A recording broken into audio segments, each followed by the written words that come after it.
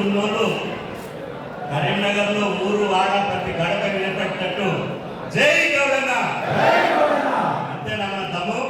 జై గౌడన్న, గౌడ ఐక్యత, గౌడ ఐక్యత.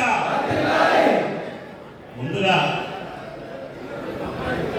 మన రక్త సంబంధికుడు, మన కౌండిన్య మహర్షి వంశస్థుడు, కరీంనగర్ ఊరు బిడ్డ పొన్నం ప్రభాకర్ అన్న ఆత్మీయ సత్కారానికి, ఆత్మీయ అభినందన సభకు వేలాదిగా తరలి వచ్చిన నా గౌడ బంధువులందరికీ, నా రక్త సంబంధికులందరికీ పేరు పేరున హృదయపూర్వకంగా నమస్కారం.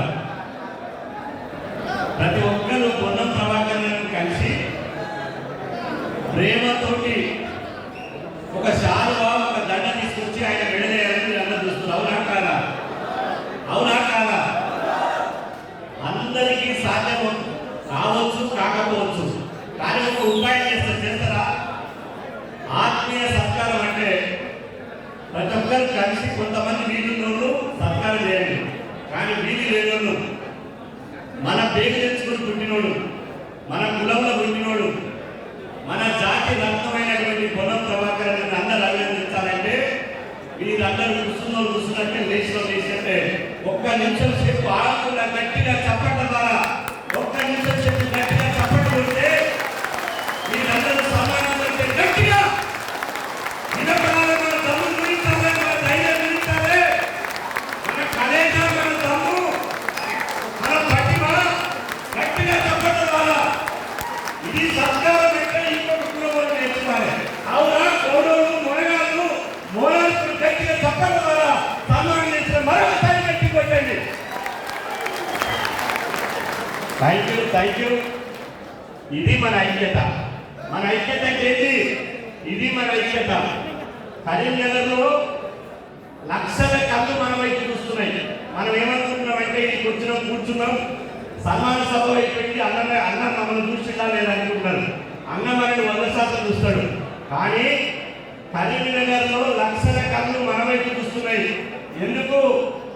ఈ గౌడ బిడ్డలకు కరీంనగర్లో ఏదేటువంటి అవకాశం వచ్చింది, కరీంనగర్ గడ్డను పరిపాలించేటువంటి అవకాశం వచ్చింది. ఇది ఏం ఎప్పుడో చూద్దామని చెప్పి లక్ష కళ్ళు చూస్తున్నాయి. ఇవాళ కరీంనగర్ అంటే మీకు అందరూ తెలుసు.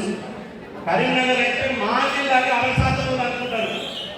ఇది మా జిల్లా పరిషత్ చైర్మన్ మేమే, మంత్రులు మేమే, అదేవిధంగా అన్ని పదవులలో మేమే అంటున్నారు. కానీ హుస్నాబాద్ ప్రజలకు మనం ఒక్కసారి ఆ హుస్నాబాద్ బిడ్డలకు, ఇక్కడ ఉన్నటువంటి హుస్నాబాద్ బిడ్డలకు ఒక్కసారి దండం పెట్టి తల వచ్చి ఆ బిడ్డలు అసెంబ్లీ పంపించినందుకు ఆ హుస్నాబాద్ బిడ్డలకు మనం రుణపడి ఉండాలి. ఒక్కసారి గుర్తుపెట్టుకోండి. ఒక్క 5 నిమిషాలు ప్లీజ్. ఈరోజు సోదరులారా, పులి ఆకలైతే గుర్తుపెట్టుకోండి, పులి ఆకలైతే గడ్డి తింటదా? మీరే చెప్పాలి. పులి ఆకలైతే గడ్డి తింటదా? గౌన్లోళ్ళు ఇవాళ వాళ్ళు వీళ్ళు వస్తే అనైక్యత ఉండరు. మనం చచ్చిపోయేంత వరకు, శ్వాస తీసుకునేంత వరకు, ఊపిరేంత వరకు మనది తాటి మట్ట కులం, గౌడ జాతి కులం, ఐక్యమంతమే మన బలం అని చెప్పి సందర్భం చేస్తున్నాం. నేను ఎందుకు చెప్తున్నా ఈ మాట అంటే, ఇవాళ హుస్నాబాద్ ప్రజలు, కరీంనగర్ ప్రజలు మన జాతి బిడ్డను అసెంబ్లీ పంపిస్తే, మన జాతి బిడ్డను పార్లమెంట్ పంపిస్తే ఉట్టి కూర్చోలే, ఛాయ్ తీసుకుని కూడా కూర్చోలే, పార్లమెంట్ లో బిర్యానీ తీసుకుని కూడా కూర్చోలే. పార్లమెంట్ ఏం చేసిండు? ఆంధ్ర వాళ్ళ గుండెల మీద నంగి పిప్పర్ స్ప్రే భయపడకుండా ఈ తెలంగాణ రాష్ట్రాన్ని సాధించినటువంటి నాయకుడు మన ప్రభాకర్ అని చెప్పి సదనం గుర్తు చేస్తున్నా. మనం కరీంనగర్ నుంచి ఢిల్లీ పంపిస్తే, ఢిల్లీ నుంచి మనకు తెలంగాణ ఇచ్చింది. మనం ఈరోజు హుస్నాబాద్ నుంచి రాష్ట్ర అసెంబ్లీ పంపిస్తే ఈ తెలంగాణ రాష్ట్రంలో బడుగు బలైన వర్గాలు బిడ్డ 60% మేము ఉన్నాం. మా కులాల లెక్కలు మాకు కావాలని చెప్పి పార్లమెంట్ లో చట్టం చేసి అసెంబ్లీలో తీర్మానం చేయించినటువంటి మొనగాడు మన జాతి బిడ్డ వాళ్ళ పొన్నం ప్రభాకర్ అని చెప్పి సందర్భంగా తెలియజేస్తున్నా. ఇంతమంది ఉన్న వాళ్ళ మోకాలు ఎక్కడ పోయి, ఇంతమంది ఉన్న వాళ్ళకు కూడా ఓటేసినాం, ఇంతమంది ఉన్న వాళ్ళకు కూడా జెండా వేసినాం. కరీంనగర్ పోయినాడు, కరీంనగర్ నుంచి ఢిల్లీకి పోయినాడు, పైలట్ చేసుకొని ఏం చేయలేదు. కానీ అన్న పార్లమెంట్కి పోయి తెలంగాణ నుంచి హుస్నాబాద్ నుంచి ఇవాళ హైదరాబాద్ అసెంబ్లీ పోతే ఏం చేసిండు? మన కులాల లెక్కలు బిడ్డ, మీ కులాల లెక్కలు కాదు, మా కులాల లెక్కలు కావాలని చెప్పి గర్వపడి నా జాతి రుణం తీసుకుంటా, నా జాతిని అభివృద్ధి తీసుకొస్తా అని చెప్పి బీసీ కులాల లెక్కలు తీయడానికి అసెంబ్లీలో తీర్మానం చేసినటువంటి పొన్నం ప్రభాకర్ అన్న గారికి ఈ తెలంగాణ రాష్ట్రంలో ఒక గౌడ కులమే కాదు 2.5 కోట్ల మంది బీసీల పక్షాన వారికి ధన్యవాదాలు తెలియజేస్తున్నామని చెప్పి సందర్భంగా చేస్తున్నా. సమయం లేదు కాబట్టి మిత్రమా, సమయం లేదు కాబట్టి నేను 1-2 నిమిషాలు మాట్లాడతా. చాలా మంది పెద్దలు ఉన్నారు. ఇవాళ ఒక్కసారి ఆలోచన చేయండి. ఇవాళ మా ఇంట్లో మంత్రి అయినా మీరు అనుకోవచ్చు, మా ఇంట్లో ఎమ్మెల్యే అయినా మీరు అనుకోవచ్చు. నేను అంటున్నా ఇక్కడ వచ్చిన వాళ్ళు 1000 మంది కనపడుతున్నారని మీరు అనుకుంటున్నారు. ఇంతమంది ఒక ఆయన 1000 మంది వచ్చారని నేను అంటున్నా. ఇది 1000 మంది కాదు, ఒక్కొక్క గౌడ బిడ్డ 1,00,000 మందితో సమానము. ఇక్కడ వచ్చినటువంటి వాళ్ళు 1000 మంది మన గౌడ జాతి ప్రతినిధులు, మీరు 1,00,000 మందితో సమానం అని చెప్పి సందర్భంగా తెలియజేస్తున్నా.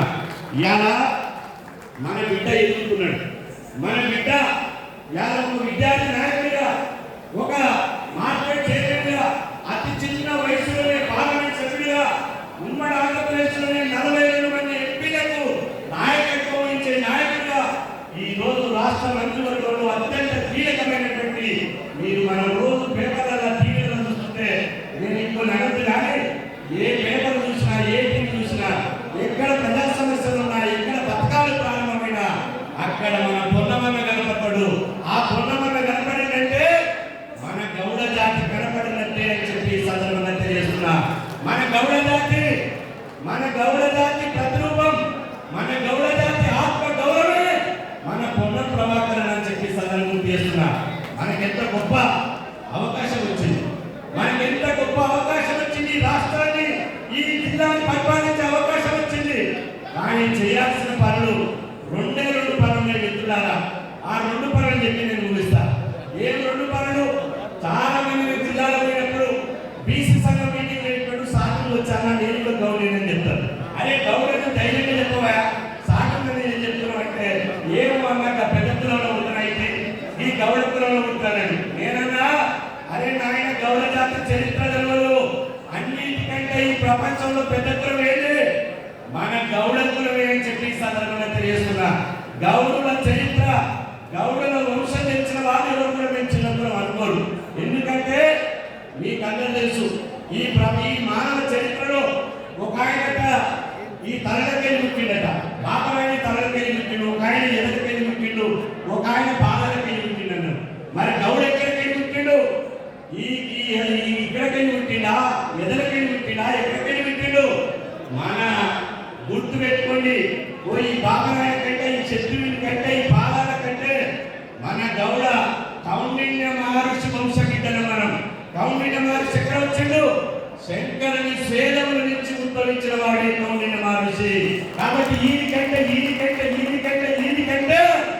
మనమే పెద్ద కులం, జనాభాలో పెద్ద కులం, బలంలో పెద్ద కులం. నేను అంటున్నా, ఇంత ప్రభాకరణ ఒక్కడి కాదు, ప్రభాకరణ ఒంటరి కాదు. గౌడ బలం, గౌడ జాతి ఇలా ప్రభాకరణ బలము, బలము అని చెప్పి సందర్భం చేస్తున్నా. ఒక్కసారి నేను రెండు ముచ్చం చెప్పాను చెప్పిన. ఒకటి ప్రభాకరణ నాకు తెలిసి 20 సంవత్సరాల పరిచయం. ఏ వ్యాపారాలు లేవు, ఏ వ్యాపకాలు లేవు. మనం చూసారు మీరు, ఒక ఆయన ప్రభాకరణ మీద అబాస పాలు మాట్లాడితే అన్న నిప్పై కంటే ఏం చెప్పిండు? బిడ్డ నాకు అక్కడిక్కడ అలవాటు లేవు, నాకు తాగితేనే అలవాటు లేవు, నేను నిప్పు కణికలలో ఉంటా, నిజాయితీగా ఉంటా, నేను పుట్టినటువంటి కులానికి ఎవరిని తీసుకొస్తా అని చెప్పినటువంటి నాయకుడు మన ప్రభాకరణ అని చెప్పి సందర్భం చేస్తున్నా.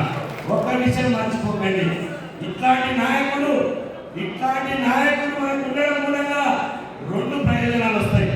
2 ప్రయోజనాలు. ఒక ప్రయోజనం ఏంటి?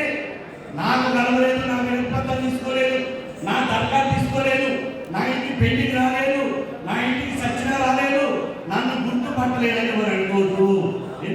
ప్రభాకరణ వెంకటేశ్వర స్వామి గారు. ప్రభాకరణ కూడా మనిషే, మనలాంటి కష్టాలు కన్నీళ్లు బాధ తెలిసినటువంటి మనిషి కాబట్టి ఆయన ఒక్కరి మాత్రం గుర్తు పెట్టుకోండి. ఆయన ఈ పదవిలో ఉన్నంత వరకు గౌరవ మన గౌడ జాతి ఆత్మగౌరవాన్ని 100% పెంచుతారనే విశ్వాసం నమ్మకం మనలో ఉండాలని చెప్పి ఈ సందర్భంలో చేస్తున్నా.